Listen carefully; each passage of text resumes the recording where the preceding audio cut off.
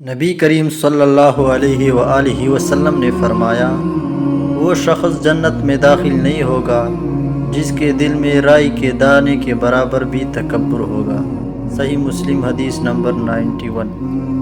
حدیث نمبر 2، رسول اللہ صلی اللہ علیہ وآلہ وسلم نے ابو ذر سے فرمایا، اللہ سے ڈرتے رہو جہاں بھی ہو، اور برائی کے بعد نیکی کرو تاکہ وہ اسے مٹا دے، اور لوگوں کے ساتھ اچھے اخلاق کے ساتھ پیش آؤ۔